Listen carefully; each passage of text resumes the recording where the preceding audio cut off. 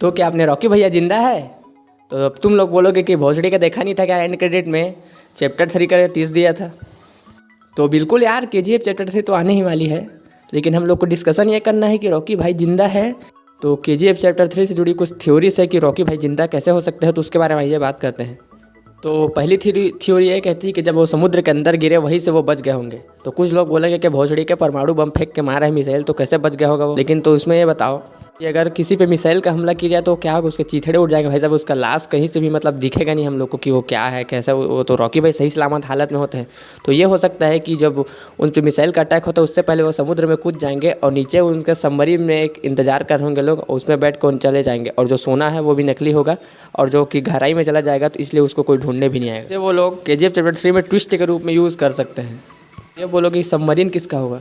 या तो सबमरीन खुद रॉकी भाई का होगा, या तो इनायत खलील ने भेजा होगा, या तो फिर आगे बात करते रुके उसके बारे में। तो पॉइंट नंबर 2 है मिसलीडिंग सीक्वेंस। मतलब ये क्या बकचोदी है? जैसे कि आपने कई मूवीज़ में देखा होगा कि दिखाया कुछ और जा रहा होता है जबकि होता कुछ और है। जैसे कि आपने क्लाइमेक्स में ही देखा होगा कि अधीरा ने टारगेट किया था रॉकी के हेड को, लेकिन लगता है गोली रीना पे, और वो भी उसके पेट में लगता है, उसके बच्चे के साथ वो भी चली जाती है। तो इसी की तरह हमें दिखाया तो जा रहा है रॉकी डूब रहा है और उसे मिसाइल्स उसके शिप को ब्लास्ट कर रहे हैं, लेकिन ऐसा होगा नहीं क्योंकि रॉकी कहीं और होगा और वो मिसाइल किसी और शिप को तोड़ रहे होंगे। तो ऐसे ही दिखाया जा सकता है चैप्टर 3 में।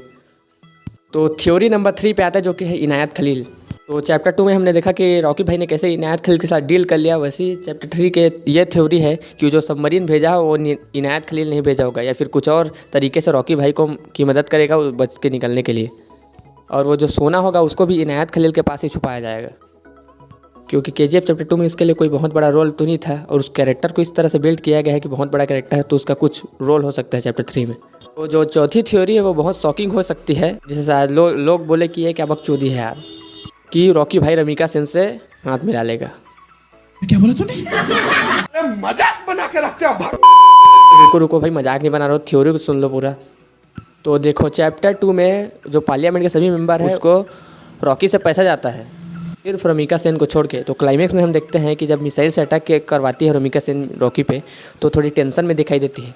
तो अगर आप अपने दुश्मन को मारते हो तो आपको टेंशन नहीं आएगा। तो हो सकता है रमिका सेन ने रॉकी के साथ हाथ मिलाया हो और उसे बचाने में मदद किया हो। तो ये मैं क्यों बोल रहा हूँ, रुको उसके पीछे एक रीज़न देता हूँ। जैसे कि आप देख लीजिए, जब चैप्टर 2 के शुरुआत में हम देखते हैं कि जब KGF की खुदाई होती है तो वहाँ से रॉकी का एक मूर्ति मिलता है, और वहाँ के जो लोग थे KGF के वो कहाँ है उसका भी पता नहीं चलता है। तो इस थ्योरी के हिसाब से रॉकी ने उन लोगों को चुप रहने को बोला होगा। तो जो वो बताया जा रहा था कि गवर्नमेंट ने सब मतलब KGF को बर्बाद किया, जो रॉकी की सच्चाई थी उसे सबसे छुपा के रखा, ये गलत है। इसका रीज़न ये हो सकता है कि रमिका सेन और रॉकी ने हाथ मिला लिया हो और रॉकी ने ही रमिका सेन को KGF को मतलब पूरा बर्बाद करने को बोला हो और वहाँ के लोगों को कहीं और शिफ्ट कर दिया हो, और रॉकी का भी जो झूठा इनकाउंटर का प्लान कराया हो और रॉकी भी कहीं और शिफ्ट हो गया हो, मतलब रॉकी बच जाएगा। चूतिया लिखा गया।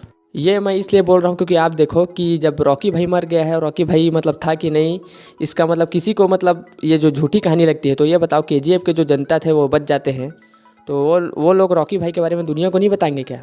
सरकार भी उन्हें नहीं रोक सकती।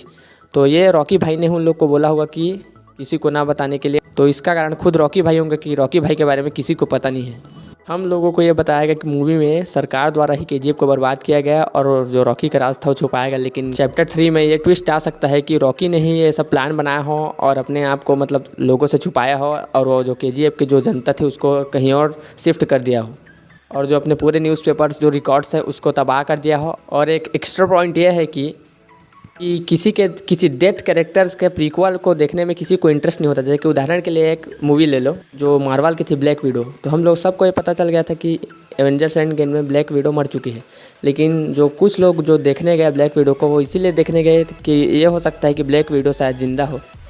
तो ये एक साइकोलॉजी इफेक्ट है कि हम जो डेथ कैरेक्टर्स दिखाया जाता है उसके साथ हम अच्छे से कनेक्ट नहीं हो पाते। और सबसे बड़ा बात है कि फैंस जो चाहिए, फैंस को चाहिए रॉकी भैया जिंदा, तो भाई सब जिंदा होके रहेंगे कैसे भी हो जाए।